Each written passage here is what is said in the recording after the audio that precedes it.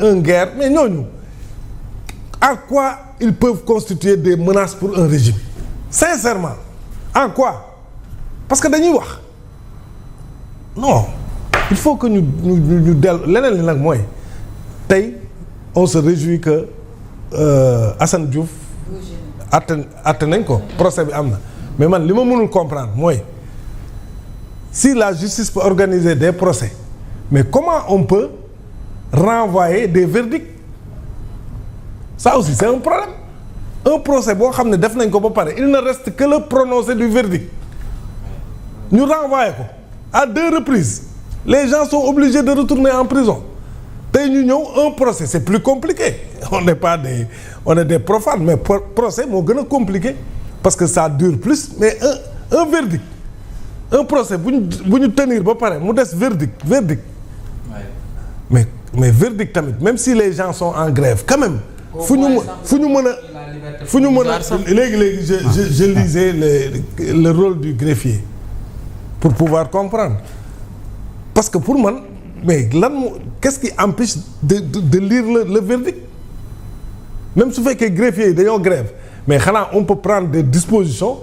pour lire un verdict mais bu ñu fàtte ni Bachir Fofana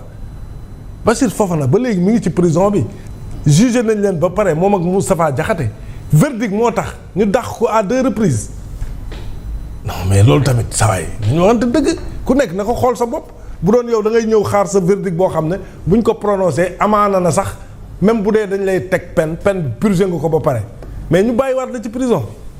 gars yi tamit nañ xool li ñuy def mais la liberté elle est sacrée nit buñ koy téye nañ ko téye ci ay base yu leer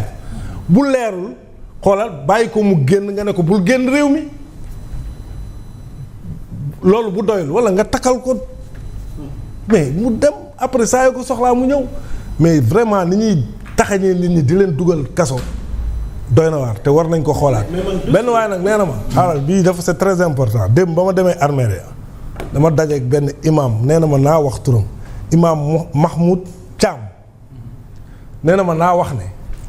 képp koo xam ne ñu ngi lay néewal doole sunu borom nee na boo ko muñee moom moo lay venger wu il a tenu à ce que ma tudd turam wax loolu ne ma armeer lañ daje ci lu dëgg lañ daje sama loxo ndeyjoor laa tëdd ñu ngi leen di suivre mais boo demee lii nag ma ko waxal tuddal sama tur moo tax ma bind ko imam Mahmoud Thiam nee na képp koo xam ne dañ lay néewal doole nga muñ ko rek yàlla moom moo ne dina la venger wul loolu nañ ci bàyyi xel jafe-jafe yooyu mu am dooleeku si muy grève bi nga xamante ne ñi leen di greffier yi def nañ ko tey gis nañ ko président mu ngi koy junj léegi ci renvoi systémique yi nga xamante ne nemmeeku nañ ko ci li ñeel wàllub verdict yi ñu war a joxe gis nañ bu Bachir Fofana Moustapha Diakhaté ak tant d'autres démb ki nga xamante ne moom moo di Djibi Ndiaye dañoo tamit jël dossier mi également renvoyé ko ba jëmmi jamono alors tey jii ñuy gis loolu finalement mu mel ni les détenus sont pris en otage par les greffiers en quelque sorte. waaw xanaa juste préciser que finalement Ngoné Saliou elle est rentrée libre affaire wax sa xalaat lañ ko doon interroger. xam nga wax sa xalaat xam nga moom dafa publier woon benn liste il paraît dafa doon wax maanaam. xam nga mais soo dégg naa ko muy génn di kaas bay. waaw mais moom c'est pas la première fois ñu koy déglu parce que temps yële mooy période bu ñuy déglu Madiambal Diagne noonu elle avait été auditionnée mais boobu jàpp naa ne ci affaire insulte yi la mais bon elle est finalement rentrée libre quoi. ok bon, c'est bien bon affaire greffier yi moom comme ni nga ko waxee man dama jàpp ni tey bu fekkee ni nit dafa nekk prison. ñi nga xam ne nii ñoom ñooy administration bi muy état erreur jóge ci ñoom parce que nit ki da nga war a respecter ay àqam ak ay yelleefam léegi nit ki àqam ak ay yelleefam mooy tey bu ñu programmer procès ne procès tey dafa war a am dañ ko war a àtte jour boobu léegi bu fekkee ni nit ki dem na ba ordonnance de renvoi am mooy tey juge d'instruction bi def na liggéeyam ba pare deful non-lieu jël dossier bi jébbal ko juge bi nga xam ne nii moom mooy àtte ne ko àttel léegi yow ki nga war a àtte bu fekkee ni mënoo ko àtte mu nekk erreur ci yow mais kooku au moins mais tu lui accordes la liberté provisoire bu fekkee yenn dossier la bu fekkee dossier criminel sax on peut comprendre parce que tu peux te dire que way crime la mais kii comme ñi nga xam ne ni dañ leen jàpp pour des délits d'opinion te alors que quelque part dans d'autres pays xam nga y a des gens qui tiennent des discours plus acerbes te kenn defu leen dara doyen Elon Musk ak Donald Trump lan moo leen jotee du affaire xaw ma Epstein Trump moo ngi nii bañ ko ci période élection lan la waxoon dafa ne complot politique la woon Sonko lan la waxoon ci affaire dossier Adji Sarr du dafa ne complot politique la woon mais Sonko Trump aujourd'hui l'histoire le rattrape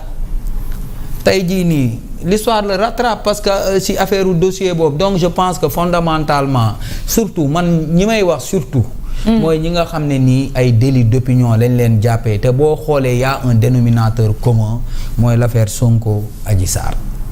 te ay sénégalais lañ ay citoyens sénégalais lañ parce que loolu mooy élément déclencheur boo xam ne nii moo indi lu bëri ci réew mi donc les gens muy Assane Diouf muy keneen ak keneen ñoom ñëpp lu ñuy laaj mooy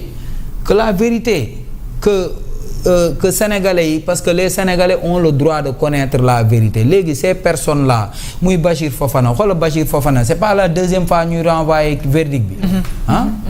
mais loolu à la longue tamit Bachir Fofana dañ koy mujj tooñ depuis le début waaw te surtout le dossier de Bachir Fofana Bachir on doit insister sur son dossier xam nga lu tax parce que Bachir da doon ci lu mu doon wax mooy contrat affaire de et jusqu'à présent kenn xamul te jusqu'à présent ba léegi El Malick ba léegi nanguwuñu wax kan moo attribué marché bi donc c'est problématique donc je pense que tey gouvernement bi war nañu fexe lijjanti le problème avec les greffiers xool na la ñuy waxtaanee greffiers pour trouver des solutions les greffiers tamit bu ma sañoon ñoom tamit ñu xool ñu bàyyi xel lu bari mooy tey nan la ñu mën a def aussi ba aider ces gens là parce que prison dafa metti yow def nga xam nga lu fa nekk prison dafa metti surtout ci période tàngoor bi dafa metti c'est tellement difficile léegi nag comme tu l'as dit y a les greffiers ad